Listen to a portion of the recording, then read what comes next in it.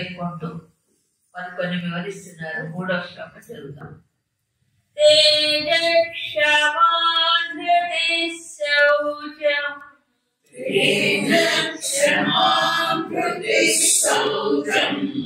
అద్రోహో నాతిమానితా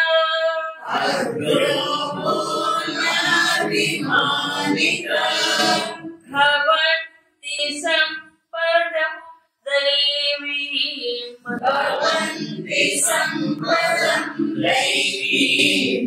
అభిజాతస్య భారత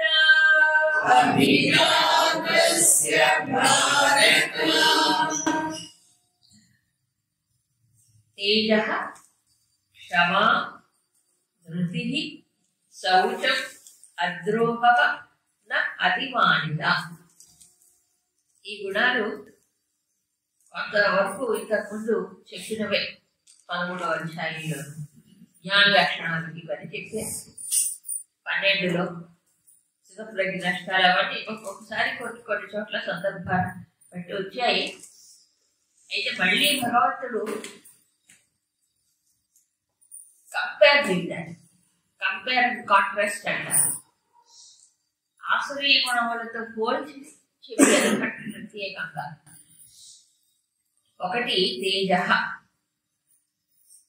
ఇప్పుడు చెప్పి దైవీ సంపద అభిజాతస్య మాట చెప్పారు.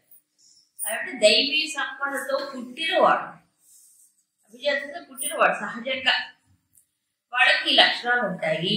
భవంతి భవంతి అంటే దైవీ సంపదతో పుట్టినటువంటి వాడు ఈ లక్షణాలు సహజంగా ఉంటాయి. అంటే ఏంటి? సహజంగా అందరికి రావద్దండి, ఇంకా ముందు జన్మలో చేసి ఉంటారు. అంటే ఏది కూడా ఏ సాధన చేయకుండా ఉన్నట్టుండి ఏమి బలంగా వచ్చి పడవు మనకి. ఎంతో సాధన ఇంతకు ముందు చేసి ఉంటే అప్పుడు పుట్టుకతోనే ఈ దైవీ సంపద కలిగి ఉంటాడు, లక్షణాలు కలిగి ఉంటాడు. లేకపోతే ఇప్పుడు తెలుసుకొని శాస్త్రం ద్వారా వీటి కోసం ప్రయత్నం చేయాలి. గుణాలు అనేవి మన చేతుల్లోనే ఉన్నాయి. పుట్టుకతో కొంత గుణాలతో పుడతారు ఎవరైనా.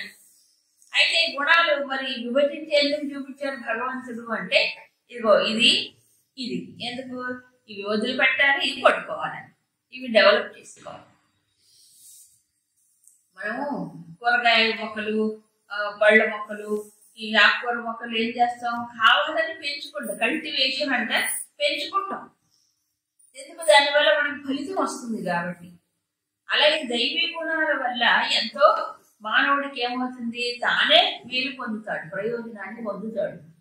వాళ్ళ వల్ల ఇతరులకు కూడా మేలు జరుగుతుంది, తనకే కాదు ఇతరులకు కూడా.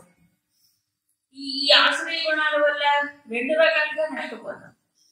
ఏమిటంటే ముందు తనకి దెబ్బ, తర్వాత ఇతరులకి, తన వల్ల సమాజానికి, కుటుంబానికి, లోకానికి హాని జరుగుతుంది. ఇది it is proved in history. మనకి చరిత్రలో చూస్తే చాలా చక్కగా ఇవన్నీ మంచి కథల రూపంలో చెప్పబడ్డాయి. అందుకే ఆ కథలన్నీ, ఆ కథలు ఎందుకు చదువుకోవాలంటే అందుకే. సో ఆశ్రయ గుణాలు ఎలా ఉంటాయి ఇదిగో ఇవి చూస్తూ తెలుస్తాం. అయితే మానవ జన్మ ఏంటంటే మధ్యస్థంగా ఉంటుంది. పూర్తిగా అసురుడైతే వాడు పుట్టగా వేరు, అవునా? పూర్తిగా ఎక్కువ దైవీ సంపద ఉన్నటువంటి వాళ్ళ యొక్క తీరు తెన్నులు వేరుగా ఉంటాయి. మధ్యస్థంగా ఉంటాడు అంటే గుణాలు కాస్త అటు ఇటుగా ఉంటాయి. కాబట్టి ఇవన్నీ గుర్తించి వాటిని వేరు చేసుకోవాలి. అందుకే విభాగం చూసారా, దైవీ సంపద, ఆసురీ సంపద విభాగం. ఇక్కడ ఒక సందేహం రావచ్చు, దైవీ సంపద అంటే బాగుంటుంది, ఆసురీ కూడా సంపదేనా? ఆసురీ గుణాలు కూడా సంపదేనా? కాదు, నిజానికి కాదు. కాకపోతే అసలు ఏంటంటే ఆ ఫ్లోలో అలా వచ్చింది దైవాసుర సంపత్ విభాగం అని. నిజానికి సంపద అనేది దైవీ గుణాలకే చెప్పుకోవాలి, ఆసురీ గుణాలు చెప్పుకోక్కర్లేదు. అయితే విచిత్రం ఏంటంటే ఆ గుణాలు కలిగినటువంటి వాడు, ఆసురీ గుణాలు కలిగిన వాడు అది నా సంపద అనుకుంటాడు వాడు. మనం తర్వాత మన శ్లోకాలు చదివితే అర్థం అవుతుంది. వాడు అది గొప్పతనం అనుకుంటాడు అలా ఉండటం.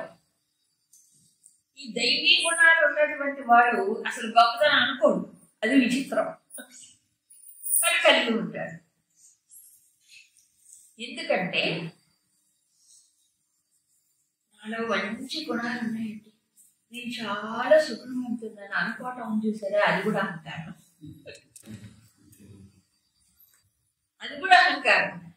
అది పైకి లేచింది అనుకోండి, గుణాలు పోతాయి.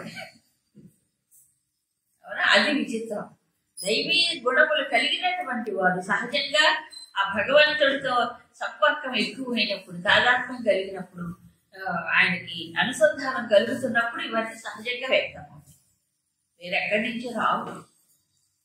అవునా, ఈ ఆసురి అనేది ఆయన దూరం అయినప్పుడు, అందుకే తర్వాత శ్లోకంలో చెప్తారు. సరే, ఇప్పుడు అర్జునుడికి చెప్తున్నాడు, దైవీ సంపదలో పుట్టినటువంటి వాడు, సహజంగా కలిగినటువంటి వాడికి ఈ పైన చెప్పిన లక్షణాలన్నీ ఉంటాయి. అందులో ఇక్కడ తేజస్సు అన్నారు. ఈ తేజస్సు అనేటువంటిది అంతఃకరణములో బాగా సత్వగుణం పెరిగినప్పుడు, లేక భగవంతుడు అనుసంధానం చేస్తున్నప్పుడు ఏదైతే బ్రిలియన్సీ అంటారు, ఒక రకంగా ప్రకాశం ఉంటుందో అదే తేజస్సు. అంటే ఆత్మ ప్రకాశమే తేజస్సు రూపంలో కనిపిస్తుంది. తేజస్సు అనగానే మనకి అది ఫోటోలో పట్టుకోవచ్చు అంటే ఫోటోలో పట్టుకునేదిగా. మామూలుగా దేవతలకి, అది మహాపురుషులకి వెనక ఇలా ఓ చక్రం లాగా ఇచ్చారు. అవునా, ఒక పసుపు రంగు తెలుపు రంగు ఓరా అంటారు దాన్ని. ఓరా అంటే ప్రతి మనిషికి ఒక ఓరా ఉంటుందట, ప్రతి జీవుడికి. అయితే ఆ ఓరా నెగిటివ్ గానే పాజిటివ్ గానే ఉండొచ్చు, నెగిటివ్ కూడా ఉంటుంది. అవునా, అంటే ఏంటి, లోపల ఉన్నటువంటిదే వ్యక్తం అవుతుంది అలా. అంటే ఇది ప్రకాశం అనేది లోపల నుంచి వచ్చే ప్రకాశం. గురుదేవులు చెప్తారు, ఇది భౌతికమైన ప్రకాశం కాదు. భౌతిక ప్రకాశం అంటే ఏముందండి, 4 లైట్స్ ఎక్కడ పెట్టుకుంటే చాలా చాలా మెరిసిపోతారు, దానిలో మేకప్ తీసుకున్నాడు ఇంకా మెరిసిపోతారు. ఇప్పుడు ఆ ప్రకాశాలే ఎక్కువ. అవునా, అది పూసుకోవాలి, ఇది పూసుకోవాలి, అది పూసుకోవాలి, ఇది పూసుకోవాలి, అది బాగా అన్నీ బాగా ఎంతసేపు కూర్చుంటారో దానికోసం, ఎంత ఖర్చు పెడతారో దానికోసం. అది ఎంతసేపు ఉంటే మహా అయితే ఆకాశ స్టేజ్ మీద కూర్చున్నాను సేపే. అవునా, లేక ఏదో పార్టీ చేయలేదు, అదే లైట్లోనే బాగుంటుంది, మేకప్ లైట్ అయితే బాగుండదు అని అంటారు. మరి నా తెలియదు, ఎక్కువ లైటింగ్ పడ్డప్పుడు అంట ఇవన్నీ సహజంగా ఎక్కువ బయటపడతాయి కదా ఈ లోపాలని, అందుకని వాటిని మేకప్ తీసుకుంటారు. అంతే, ఏం లేదు. నేను అడిగా ఒకసారి, ఎందుకు ఇట్లా పెళ్లి కూతుర్లకు కూడా ఇట్లా చేసి బ్యూటీ పార్లర్కి పంపించి ఇట్లా చేస్తారు, అంత అవసరమా? పూర్వం ఇళ్లలో చక్కగా 35 గంటలు కలిసి నలుగు పెట్టి స్నానం చేసి ఎంత బాగా కళ్ళాడుతూ ఉండేవాళ్ళు, ఇప్పుడేమో దయ్యాల్లా కనిపిస్తారు. విపరీతమైన రంగులు, విపరీతమైన దిద్దుకోవటాలు. ఆ సినిమా యాక్టర్లు అయిపోయారు అందరూ. అసలు నాకు సాధ్యమైన ఇదే, అందరూ సినిమా యాక్టర్లు అయిపోయి 70 ఏళ్ళ వాళ్ళు కూడా 70 ఏళ్ళకి కూడా ఎండ్ చేయించుకుంటున్నారే, ఎంత ఆశ్చర్యమో చెప్పండి. ఇలా ఎందుకు ఇలా చేస్తున్నారంటే, వీళ్ళు లైటింగ్లు పెడతారు కదా, లైటింగ్లు ఫోటోలు ఉంటాయి కదా, ఆ ఫోటోలో బాగా కనిపించాలని చేసుకుంటారంట. సో ఇప్పుడు మొత్తం ఏమైపోయిందంటే టోటల్ గా ఫోటోల కోసం, వీడియోల కోసమే ఇదంతా. అంతే తప్ప అసలు తంతుకు ఏమీ లేదు విలువ. ఎంత ఆర్టిఫిషియల్ కదా జీవితం అంతా, ఎంత కృత్రిమం కదా గురుదేవ. కాబట్టి అలా బయట నుంచి వచ్చే మేకప్ల ప్రకాశం కాదు. ఎందుకంటే మేకప్ గంటలో బ్రేకప్ అయిపోతుంది, చెమట పట్టిందంటే ఘోరం. ఇంకో విచిత్రం ఏంటంటే, ఆ మేకప్ చేసుకుని అలవాటయ్యి అది తీసేసి ఎప్పుడైనా బయటకు వస్తే భయంకరంగా ఉంటుంది, చాలా భయంకరంగా ఉంటుంది. ఎందుకు పూసి పూసి పాడైపోతాయి. లేకపోతే అలవాటు వీళ్ళప్పుడు ఏంటో నాకు అనిపిస్తుంది పాపం.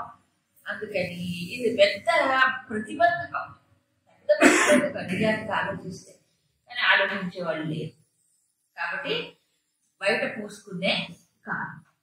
లేకపోతే మరి మరొక రకంగా ఉంటుంది. పూసుకోపోయినా బాగా మంచి ఆహారం తీసుకొని బాగా బాగా బలవర్ధకమైన ఆహారం ఇంకేంటో లెక్కలు పెట్టుకొని ఈ ప్రోటీన్ అది ఆరోగ్యం కోసం కాదు, బాగా రౌండ్గా నున్నగా బాగా గుండ్రంగా నున్నగా ఉండాలని అదే పనిగా మంచి ఆహారంగా బాగా రెస్ట్ కదా. అప్పుడు ఏమవుతారు, ఎవరైనా గుండ్రగా నున్నగా తయారు ఉండరా. అది కాదు ఆ ప్రకాశం, అది చర్మం వరకే ఉంటుంది, చర్మం వరకే కనిపిస్తుంది. తర్వాత ఏముంటుంది, లోపల ఏముంటుంది, లోపల పడి మామూలు మాంసమే. సో అది కాదు ఇక్కడ చెప్పినటువంటిది. ఎక్కడి నుంచి వస్తుంది? ఆధ్యాత్మికమైనటువంటి జీవితం గడుపుతూ ఉన్నప్పుడు ఆ భగవంతుడి దగ్గర ఉన్నప్పుడు భగవంతుడు యొక్క ప్రకాశమే. తనకంటూ ఏముంది ప్రకాశం మనిషికి? ఆభాసే కదా, భగవత్ ప్రకాశమే. అది వాళ్ళు ఎంత శరీరం ఎంత ఘోరంగా ఉన్నా సరే, అవునా, అది లోపల నుంచి వస్తుంది, అది కళ్ళల్లో కనిపిస్తుంది. ఆ తేజస్ ఎక్కడ కనిపిస్తుంది? కళ్ళల్లో వచ్చి బయటకు వస్తుంది. మీరు చూడండి, మహాత్ములు రమణ భగవానికి బొమ్మలు చూడండి, కళ్ళు చూడండి, ఎలా ఉంటాయి? లౌకికంగా ఉంటాయి. ఆ చూపులో కాసేపు చూపు నిలిపితే చాలు, హాయిగా ఉంటుంది. ఈ లౌకికమైనటువంటి అక్కడ ఏమి కనిపించదు. ఆ లోపల ఉన్నటువంటి ప్రకాశం ఏదైతే ఉందో, అవునా, అది ఏమవుతుంది? చూపులో, మాటలో, శాంతిలో. అందుకే చూడండి, మహాత్ములకు తలచుకున్నా, వాడి సమీపంలో కూర్చున్నా, వారి ఉపదేశాలు తలుచుకున్నా మనసులో హాయిగా ఉంటుంది. ఎందుకు?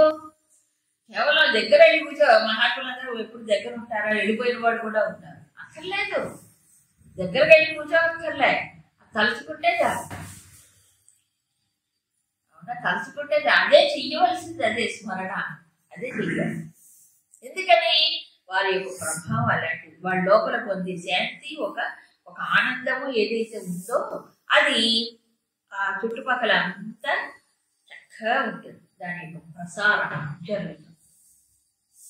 అందుకు సత్సాంగత్యం అని చెప్పి ఆ పొందవలసింది అది ఉంటే చాలు. ఆ సత్సంగం ఎప్పుడు పొందాలి? ఎప్పుడు ఉండాలి సత్సంగం. అవునా, సత్తుతో సంగము ఎప్పుడు ఉండాల్సిందే. రోజు అన్నం తిన్నట్టుగా అది రోజు ఉండాలి. అందుకే రోజు ఒకసారైనా మంచి గ్రంథాన్ని చదువుకోవాలి. అన్నం తిన్నట్టే అనుకోండి, అన్నం తినకుండా ఉండలేం కదా. ఇది కూడా మనసుకి ఒక శిక్షణ, ఒక ఆహారం లేదు. సో ఎప్పుడైతే వాళ్ళు ఫుల్ఫిల్ అయ్యారో, అంటే లోపల నుంచి అది కలిగిందో, అప్పుడు సహజంగానే ఇతరులకు మేలు చేయడం, ఇతరులకు హితాన్ని కోరడం కదా, సానుభూతి చూపి ఇవన్నీ జరుగుతాయి. ఈ లోపలదే అలా పెడతాం, అది తేజస్సు. ఇక్కడ తర్వాత క్షమ. ఇతరులు జాగ్రత్తలు వచ్చి క్షమ అంటే ఒకటి తట్టుకొని ఉండడం, ఫర్బియరెన్స్ అంటారు. అంటే ఎన్ని కష్టాలు వచ్చినా, ఆపదలు వచ్చినా, అవమానాలు వచ్చినా, నిందలు వచ్చినా, విమర్శలు వచ్చినా వీటిని ఓర్పుతో సహించడం ఒకటి. ఇది ఒకటి. ఆ నిజానికి ఏంటంటే ధీరత్వానికి ప్రతీక క్షమ. ధీరత్వం అంటారు. ధీరుడైనటువంటి వాడే క్షమిస్తాడు, ధీరుడు క్షమించలేడు. ధీరుడు అంటే ఏంటి? ధీరత్వం లేనివాడు అని అర్థం, శక్తి లేనివాడు. శక్తిహీనుడు వెంటనే రియాక్ట్ అయిపోయి ఏమవుతాడు? తనకి ఏదైనా కష్టం వచ్చినా, నష్టం వచ్చినా, ఏమిటి దేని కారణం బయట ఎదుర్కొంటాడు. లేదా ఇంకేదైనా నెగిటివ్ వచ్చినప్పుడు అతను వాడి మీద వెంటనే ఏదో ప్రతీకారం తీర్చుకోవాలని మనసు చెప్తుంటుంది లోపల, దానికి అనుగుణంగా వెళ్ళిపోతుంది. జనరల్ మానవ సహజమైన నైజ గుణం. కానీ క్షమ అనేది భగవంతుడి యొక్క అసలు గుణం. ఎందుకంటే భగవంతుడు ప్రతిజ్ఞ చేసి చెప్పాడు అనేక సార్లు, అంత దుష్టుడైనా ఒక్కసారి నన్ను శరణు వెళ్తే నేను క్షమిస్తాను చెప్పాడా లేదా? చెప్పాడు.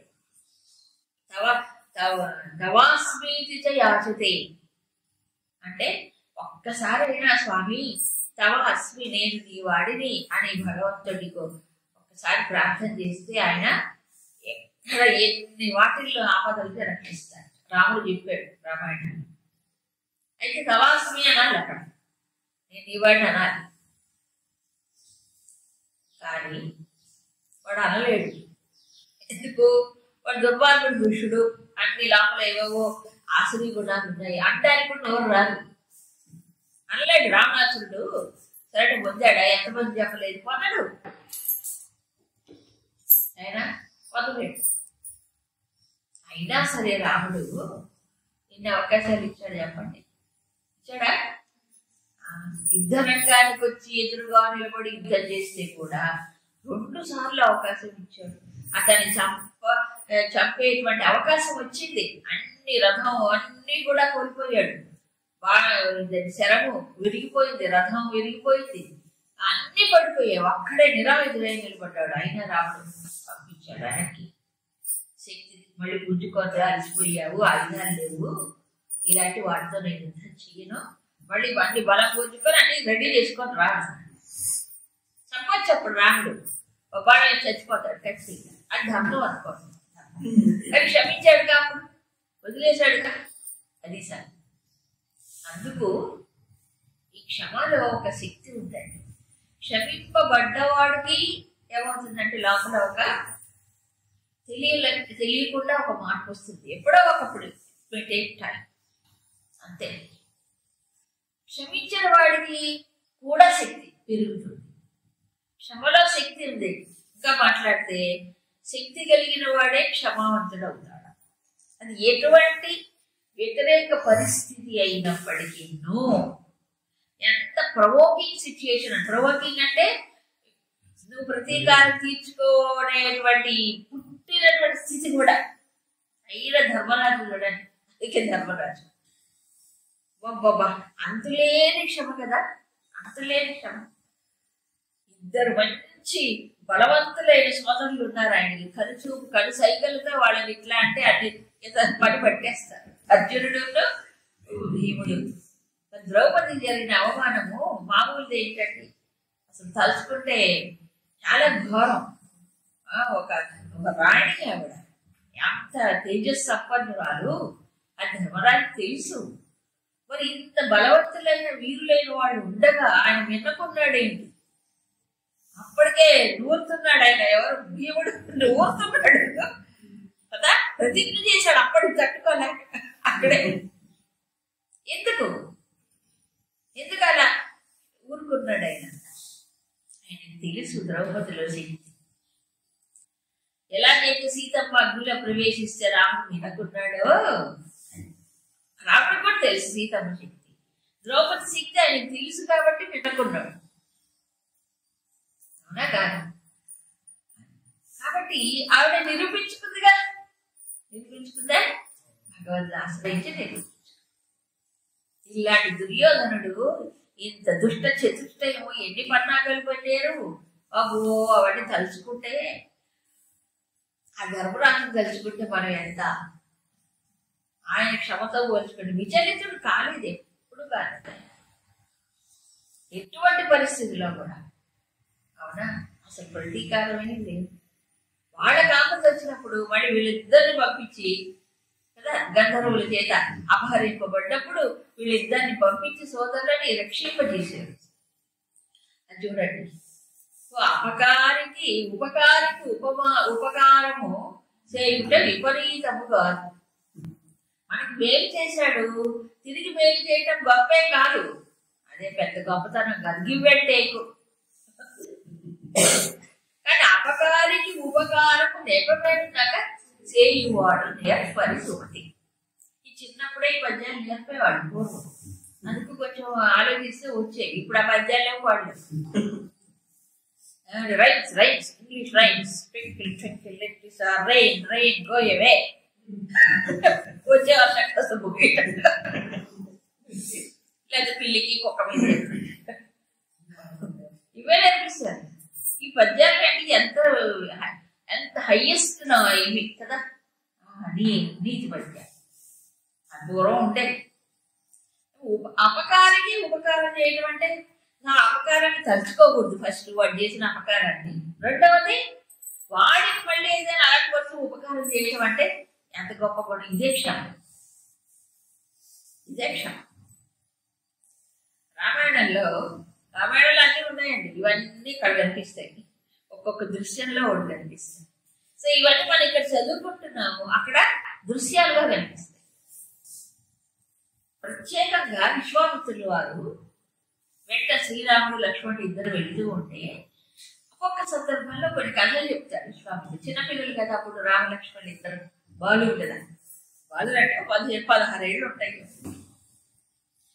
కథలు చెప్పుకుంటూ వస్తున్నాడు. ఒకనొక ప్రదేశంలో ఆ పాత జరిగిన ఐతిహ్యం చెప్పాడు. అందులో ఒక రాజర్షి పుత్రికలు, వాడు 100 మంది అమ్మాయిలు, 100 మంది అమ్మాయిలు, అందరూ చాలా అందమైనటువంటి రాజర్షి అంటే రాజ కుటుంబానికి చెందినవాడు. ఋషి జీవితాన్ని గడుపుతున్నాడు ఆయన. ఈ 100 మంది అమ్మాయిలు వన విహారం చేస్తున్నాం, ఉద్యానవన విహారం చేస్తూ ఉంటే వాయుదేవుడు ఎవరు, ఎంత గొప్పవాడు వాయుదేవుడు అంటే మహాశక్తి సంపన్నుడు. వాయుదేవుడు మోహించాడు. మోహించడమే కాదు, దగ్గరకు వచ్చి అడిగాడు. ప్రపోజల్ అంటారే, ప్రపోజ్ చేశాడు. ఏం ప్రపోజ్ చేశాడు? నన్ను వరించండి, మీరు నాకు భార్యలుగా కండి అంటారు వాయుదేవుడు. అంటే అలాంటి వాళ్ళకి కాదు, మేము మా స్వతంత్రంగా మేము వరుణ్ణి ఎన్నుకునేటువంటి స్వేచ్ఛ జీవితం మాకు లేదు. మా తండ్రి గారు ఉన్నారు, ఆయన వివాహంలో ఎవరికి మమ్మల్ని సమర్పణ చేస్తే వాళ్ళకే మేము చెందుతాం. ఇలా నువ్వు అడగకూడదు, నువ్వు దైవం కదా, ఇలా మాకు చేయకూడదని అందరూ ముక్తకంఠంతో చెప్పారు. అది ఆశ్చర్యం, అది డిసిప్లిన్ చెప్పారు. చెప్పేటప్పుడు వాయుదేవుడికి కోపం వచ్చేస్తుంది. నా అంతటి వాడు వచ్చి అడిగితే కాదంటారా మీరు? నేను పోయి ఎవరిని అడగాలి అన్నట్టుగా కోపం వచ్చేసి వెంటనే ప్రపోజల్ తిరస్కరించాడు కదా. ఇప్పుడు ఇది ప్రేమ మోహమా చెప్పండి? మోహమే, ప్రేమ ఎట్లా ఉంటుంది? తిరస్కరించినప్పుడు కోపం వచ్చి ప్రతీకారం తెచ్చాడు అని చెప్పేసి కోపం తెచ్చేసాడు. వాళ్ళ శరీరాలలో ప్రవేశించాడు. వాయువు కదా, ప్రవేశించి అక్కడ వంకర చేసేసాడు. వాతం అంటే అది పక్షవాతం, ఆవాతం, వాత రోగాలు వచ్చినప్పుడు శరీరం ఏమైపోతుందంటే కాస్త వంకర టిక్కర పోతుంది. వాతం పెరిగిన వాళ్ళని చూడండి, ఒక రకంగా అయిపోతుంది శరీరం. అయిపోయి పాపం అంత అందమైన పిల్లలు కాస్త గూనిగా అయిపోయారు, ఇట్లా ఉండిపోయింది. అందరూ పాపం ఏం చేస్తారు ఆడపిల్లలు? అయితే ఒకటి అన్నారు, నువ్వు వాళ్ళు ఎంత చక్కగా చెప్పారంటే ఆ పిల్లలు, నీవు దేవుడివి, మేము మానవులం కదా, ఆడవాళ్ళము. నువ్వు ఈ రకంగా అడిగినందుకు, నువ్వు ఈ రకంగా చేసినందుకు మేము కావాలంటే నీకు శాపం ఇవ్వగలం మేము, కానీ మేము ఇవ్వం చెప్తారు. మేము శాపం ఇచ్చే శక్తి మాకుంది, ఇవ్వం. చూడండి, వాళ్ళు రాజకన్యలు, శాపం ఇచ్చే శక్తి వాళ్ళకు ఉంటుంది. అంటే ఏమిటి అర్థం? ప్యూరిటీ, అంతేగా, పరిశుద్ధమైన జీవనములో అది వస్తుంది మనిషికి. కాబట్టి కానీ వాళ్ళు చేయలేదు ఆ పని. దుఃఖం కలుగుతుంది సహజంగా. ఇంటికి వచ్చేసారు, తండ్రి దగ్గరకు వచ్చినప్పుడు తండ్రి అడుగుతాడు, అయ్యో ఏం నాన్న ఏమైంది మీకు, ఎందుకు ఈ విరూపులుగా మీరు తయారయ్యారంటే కథంతా చెప్తే ఆ తండ్రి సంతోషిస్తాడు ఒకసారి. ఎందుకు అనంటే సాక్షాత్ వాయుదేవుడు అంతటి వాడు ఇలా అడిగినా మీ క్రమశిక్షణ, మీ కట్టుబాటు తప్పకుండా మీరు తిరస్కరించడం ఒకటి, మళ్ళీ తిరిగి ప్రతిశాపం ఇవ్వకుండా ఆయన చేసిన పనికి శాపం ఇవ్వకుండా మీరు భరించి వచ్చారు. సంతోషిస్తాడు తండ్రి, నా కూతుళ్ళు అనిపించుకున్నారంట. అదే ఆ రోజుల్లో ఉండేటువంటి కట్టుబాటు నియమం నిష్ఠలు అవన్నీ. సరే ఆయన తర్వాత బాధపడలేదు. ఎంత ఆశ్చర్యకరం అంటే అందుకే ఈ కథలన్నీ వినాలి, తెలుసుకోవాలి. అప్పుడు సరే ఇప్పుడు ఎలా గూనిగా ఉన్న అందరు గూని అయిపోయారు పిల్లలంతా. ఎవరు పెళ్లి చేసుకుంటారండి గూని వాళ్ళని? ఒక బ్రహ్మజ్ఞాని తపస్సంపన్నుడు సోమదత్తుడు బ్రహ్మదత్తుడు చాలా కాలం తపస్సు చేశాడు ఆయన. ఆ బ్రహ్మదత్తుడికి పిల్లల్ని వివాహం ఇచ్చి చెయ్యాలనుకుంటాడు. మరి ఆయన వీళ్ళని చూశాడో లేదో తెలియదు. ఆయన మంచి తపస్సంపన్నుడు, మంచి జ్ఞానం. ఆయన కన్యాదానం అయిపోయింది. పాణిగ్రహణం చేయాలి కదా కన్యాదానంలో. పాణిగ్రహణం అంటారు, అంటే చెయ్యి పట్టుకోవడం. వరుడు అమ్మాయి పేరు వధువు చెయ్యి పట్టుకుంటాడు.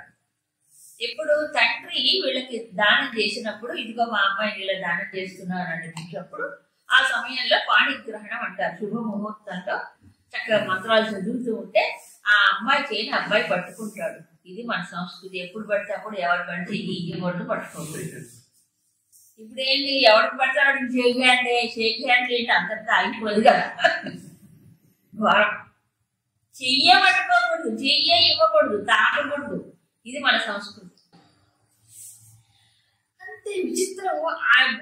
ఆయన బ్రహ్మదత్తుడు చెయ్యి పట్టుకోగానే అందరు మంచి రూపవతులుగా తయారయ్యారు వెంటనే. ఈ మాయ కాదు, ఆయన తపస్సు. ఎవరు? ఆ బ్రహ్మదత్తుడి యొక్క తపస్సు. వెంటనే మామూలు రూపాలు వచ్చాయి. ఏం నష్టం జరిగింది వాళ్ళకి? ఏం జరగలేదుగా, మామూలుగా అయిపోయింది. ఈ కథ చెప్తాడు విశ్వామిత్రుడు. అప్పుడు వాళ్ళ తండ్రి ఈ పిల్లలు వాయుదేవుని శపించకుండా భరించి వచ్చారుగా, అప్పుడు క్షమ గురించి చెప్తాడు ఆయన. క్షమా సత్యం, క్షమా దమః, క్షమా తపః. ఈ క్షమలో అన్నీ ఉన్నాయి. తపస్సుతో సమానమాట.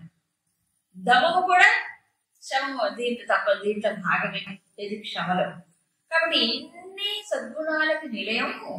అసలు ఈ మొత్తం విశ్వము కూడా క్షమ వల్లే జీవిస్తుంది, క్షమ వల్లే నడుస్తుంది. ఇదే భూదేవి ఎవరు? క్షమా. ఆమె పేరు క్షమా మండలం, భూమండలం పేరు క్షమా. ఆ పేరే క్షమ.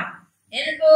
ఇక ఈ మనందరినీ భరిస్తుంది కదా, అవునా కాదా? తవ్వినా చేసినా ఏం చేసినా భూదేవి భరించి వాడిని నిలబెట్టట్లే. శివుడు పనికిరాని వాడిని పోయినట్లా అలా వస్తూనే భారం ఎక్కువైపోయింది, ఆయన దగ్గరికి వెళ్తుంది. అంతే క్షమా. వెంటనే ఇదొక నిజమైన గుణం. క్షమింపబడ్డవాడికి చల్లారుతుంది, అవునా? ఏది లోపల. ఎందుకంటే ఇక్కడి నుంచి మంట లేదు కాబట్టి. మంటకు మంట ఎక్కువైనప్పుడే ప్రతీకారం. వాళ్ళే ఉన్నాయి కూడా లోపల చల్లగా ఉన్నాడు అనుకోండి, ఇది ఎప్పటికో ఇప్పుడు దాస్తుంది, వాడు చల్లబడతాడు. చాలా గొప్ప గుణం క్షమ అనే దైవీ గుణం. తర్వాత ధృతి. ధృతి అంటే ఏంటి? ఒక లోపల మనస్సు బుద్ధి రెండు ఏకమైనప్పుడు కలిగేటువంటి ఒక స్థైర్యం, ఒక స్థిరత్వము. మరొకటి ఏంటంటే ఎన్ని విఘ్నాలు కలిగినా, ఎన్ని కష్టాలు వచ్చినా తను ఏదైతే మంచి కార్యాన్ని చేయదలుచుకున్నాడో ఆ కార్యానికి వెనుతిరగకుండా, వెన్ను చూపకుండా ఉండడం.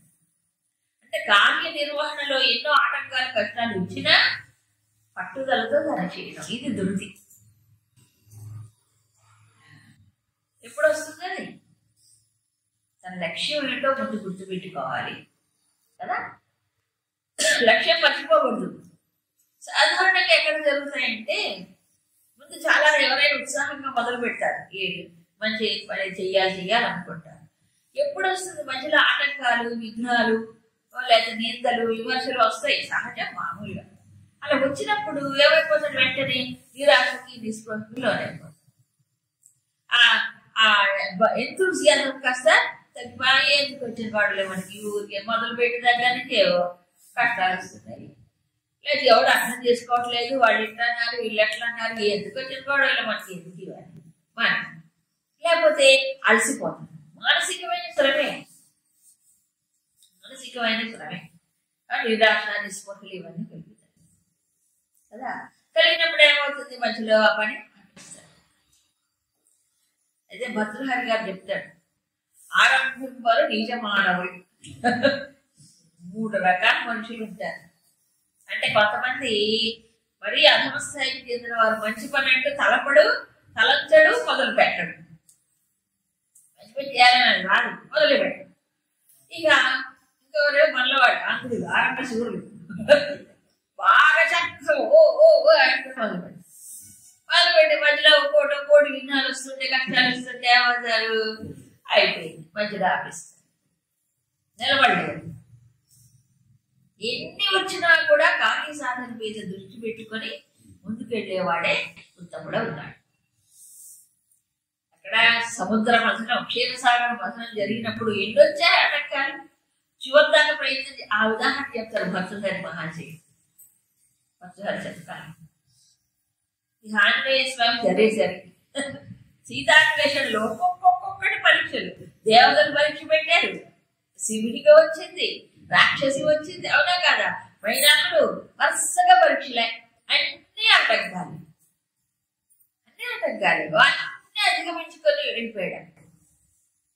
అన్ని ఒక్కోటి ఒక్కో రకంగా ఎదుర్కొన్నాడు ఆయన.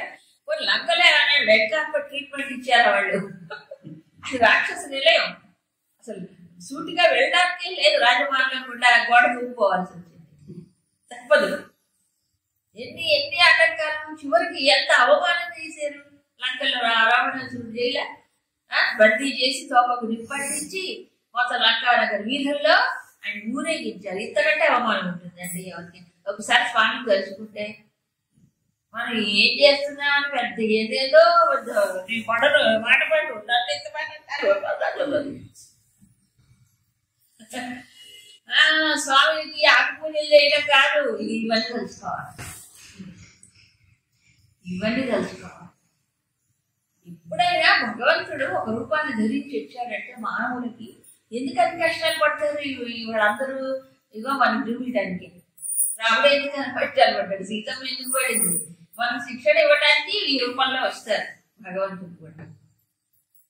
అంత అవమానింపబడ్డా ఒక్కటే అనుకుంటాడు ఆంజనేయ స్వామి, ఏంటంటే నకించిత్ నా మనసులో కించిత్ శ్రమ కూడా కలగట్లేదండి ఆయనకి. ఏది శ్రమ కలగట్లేదు, ఈ శ్రమే మనిషి అలసిపోతున్నాడు మానసికంగా. ఈ మానసిక శ్రమ లేదు ఆయనకి, శరీరమేమో బంధించబడింది, కొడుతున్నారు, ఉమ్మేస్తున్నారు, అపహాస్యం చేస్తున్నారు, తోపకు నిప్పంటించారు. ఇంతకంటే అవమానం ఏమైనా ఉంటుందా? ఒక్కసారి స్వామి తలుచుకుంటే అక్కడ పోతుంది. అవునా? బాహ్యమైన పూజలు కాదు ముఖ్యం, దానితో పాటు ఇది తలుచుకోవాలి. అంతేనా? ఆ స్వామి పాదాల ముందు తలకాయ పెడితే కొంచెం అందుకు రామాయణం చదువుకోవాలి, భారతం చదువుకోవాలి. ఇలా ఎన్నో చెప్పలేం. ఏం కష్టాలు పడకుండా, దుఃఖాలు లేకుండా, సమస్యలు లేకుండా, ఏమీ లేకుండా ఎవరైనా గొప్పవాళ్ళు అయ్యారు చూడండి. నాకేం కష్టాలు రావు, నన్ను ఎవ్వరు ఏం ఉండకూడదు, నువ్వు ఇట్లే ఉంటావు, నువ్వు మారు బండరాయిలాగానే ఉంటావు. అంతే, బండరాయిలాగా ఉండాలనుకుంటే ఏం పడక్కర్లేదు, అన్నిటికీ రియాక్ట్ అయిపోయి ఏదో అది కాదు. ఇప్పుడు ఒక బండరాయి ఒక పూజ శిల్పముగా, అందుకని మనం విగ్రహాన్ని పూజిస్తాం. పూజింపబడే విగ్రహంగా తయారు కావాలంటే ఎన్ని దెబ్బలు తినాలి? శిల్పి ఏం చేస్తాడు? దెబ్బలు కొడుతూనే ఉంటాడు. పెద్ద ఉలి, చిన్న దెబ్బ, పెద్ద దెబ్బ, కొట్టి కొట్టి కొట్టి కొట్టి దాంట్లోంచి విగ్రహం చేస్తాడు. దెబ్బలు తినను నేను అని అంటే నువ్వు బండరాయిగానే మిగిలిపోతావు. నువ్వు ఎంతగా భరించి సహించి ఉంటే నువ్వు ఆ పూజ విగ్రహంగా తయారు. ఇది అవునా కదా? ఇది గుర్తు తెచ్చుకోవాలి. విగ్రహాలు చూసినప్పుడల్లా ఇది గుర్తు తెచ్చుకోవాలి. అవునా? ఆ విగ్రహం ఎలా తయారు, ఎందుకు పూజింపబడుతుంది? అన్ని భరించింది కాబట్టి భరించడం చేతకానితనం కాదండి. మరేమిటి? ధైర్యవంతులకి శక్తివంతులకి సాధ్యం, ఇంకోటి సాధ్యం కాదు. కాబట్టి క్షమ అనేటువంటిది చాలా, అది ఒకటేంటంటే అది మన కోసమే. మనకి శక్తి ఉందా లేదా ఎలా నిరూపిస్తాడు? ఇప్పుడు ఒక బలవంతుడు పెహల్వాన్ వచ్చాడు, ఒక దెబ్బ కొట్టాడు అనుకోండి, వాడు కూడా బలవంతుడైతే తట్టుకొని నిలబడతాడు, అవునా కదా? వాడు బలహీనుడైతే ఒక దెబ్బ కింద పడిపోతాడు. ఈ ప్రపంచంలో ఈ దెబ్బలన్నీ అందుకు వస్తాయి. నువ్వు మానసికంగా నీకు శక్తి ఉందా లేదా, నీ జ్ఞానం ఉందా లేదా, అప్పుడు కూడా జ్ఞానం నిలిచిందా లేదా, అవునా? ఇవన్నీ చూసుకోవడానికి వస్తాయి, రాని టెస్ట్ చేయాలి, అవునా కదా? కాబట్టి క్షమించడం అనేటువంటిది మంచి దైవీ గుణం. అది ముందు తనకు మంచిది, అవునా? సరే, ఇప్పుడు రాముడు కూడా క్షమించాడు, అవసరం చూశాడు, చాలా అవకాశం ఇచ్చాడు, కానీ వాడు ఏమంటే ఇర్రిపేరబుల్ కేసు అంటారు చూడండి, అందుకు బాగా వేసుకొచ్చాడు. అది శౌచం, శౌచం గురించి చాలా చోట్ల వచ్చింది. ఏ శౌచం? బాహ్య శౌచం, అంతఃశౌచం. రెండు రకాలుగా బాహ్యము అంతర్గతం రెండు అవసరమే. బాహ్యం లేకపోతే లోపల కూడా రాదు. అయితే కొంతమంది బాహ్యానికే ప్రాముఖ్యతనిస్తారు, అంతఃశౌచాన్ని గురించి పట్టించుకోరు. రెండు కావాల్సింది, అందుకని శౌచం. తర్వాత అద్రోహ అంటే ద్రోహ తలంపు లేకపోవడం, ద్రోహం చెయ్యాలి. ద్రోహం ఎప్పుడు చేయాలనిపిస్తుంది అంటే ద్వేషం ఎక్కువ ఉన్నప్పుడు వస్తుంది, లేకపోతే క్రోధం ఉన్నప్పుడు వస్తుంది. ద్రోహం చెయ్యాలి, ఎందుకంటే ప్రతీకార వాంఛకి దానికి దగ్గర సంబంధం ఉంటుంది. ద్రోహం చేయకపోవడం ఎందుకు అంటే గురుదేవులు చాలా చెప్తారు, ఒకరికి ద్రోహం చేస్తే తనకు తాను ద్రోహం చేసుకున్నట్లే.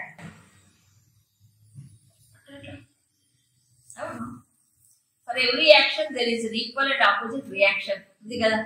అంటే ఒక కర్మ చేసినప్పుడు, అంటే ఇతరులకి ఏదో అన్యాయమో ఏదో ఒక మోసం ఏది చేశారనుకోండి, అప్పుడు ఏం జరుగుతుంది? అక్కడి నుంచి తిరిగి దెబ్బ వస్తుంది. బంతిని కిందకి వేసుకొడితే మళ్ళీ తిరిగి వచ్చినట్టు వీళ్ళకి మళ్ళీ ఏం జరుగుతుంది? ఇంకో ఛానల్లో ఇంకా ఏదో ఒకటి జరిగిపోతుంది. అది తెలుసుకోడు. అది తెలుసుకోకుండా ఈ ద్రోహ బుద్ధి, ద్రోహ దళము, ద్రోహ కార్యాలు చేస్తాం. అంటే తనకు తాను ద్రోహం చేసుకున్నట్టు. ఇది ఎప్పుడు వస్తుందంటే ఈ ఎరుక వాళ్ళలో కూడా భగవంతుడు ఉన్నాడు కదా. ఇప్పుడు నాకు అలా జరిగింది, నేను ఎంత బాధపడతాను, అట్లే వాళ్ళు కూడా బాధపడతారు, వాళ్ళు కూడా నష్టపోతారు. ఒకసారి ఎవరో ఒక లోయర్ మిడిల్ క్లాస్ ఫ్యామిలీ పాప పిల్ల పెళ్లి చేయాలనుకున్నాడు. ఉన్న బంగారం అది ఏదో అమ్మేసి మొత్తానికి ఏదో డబ్బులు తీసుకొని వెళ్తున్నాడు అమ్మాయి పెళ్లి చేసుకోవడానికి. ఆ పర్సు కాస్త పోయి ఎంతో ఆ రోజుల్లో వేలే కదా. పోయేటప్పటికి ఎవరికో దొరికింది. ఇంత డబ్బు ఉంది, ఎవరు పోగొట్టుకున్నారో పాపం, వాడికి ఎంత అవసరం ఉండిందో అని అతను ఎంక్వైరీ చేసి ఎక్కడ ఫోన్ నెంబర్ పట్టుకొని తీసుకెళ్ళి ఇంటికి ఇస్తాడు. ఎందుకు ఇస్తాడు? ఆడపిల్ల పెళ్లి అయిపోతుంది అక్కడ, దానికోసం డబ్బు తీసుకు, అవునా కదా? అది ఆ పరిస్థితిని అర్థం చేసుకోవాలి. ఒకవేళ వాడు ఏదైనా చెడే చేశాడు అనుకోండి, ఒకవేళ చేసాడు అనుకోండి, ద్రోహం వాడు చేసిన ద్రోహానికి ద్రోహమే ఫర్ దాట్, అది ఎప్పుడో అది కాదు. కాబట్టి ద్రోహ చింతన చెయ్యకపోవడం ఎప్పుడు వస్తుంది? ఇది అవతల వాడికి కూడా ఇదే పరిస్థితి ఇస్తా. ఇంకోటి రియాక్షన్ అనేది నాకు ఇంకొస్తుంది. నేను అందుకే తెలుగులో ఒక మంచి సామెత చూడండి, చెరపకురా చెడెదవు. మంచి సామెతలు తెలుగులో. వాడు జడబడితే అది మనం కూడా తిరిగి రియాక్షన్ వస్తుంది తప్పకుండా, అవునా? అద్రోహ, ఈ ద్రోహ చింతన లేకపోవడం. దాని ద్రోహం చేసుకోకుండా ఉండాలంటే ఎవరికి ద్రోహం చేయకూడదు. అట్లీస్ట్ మనం మేలు చేయకపోయినా పర్వాలేదు, ద్రోహం చేయకపోతే చాలు.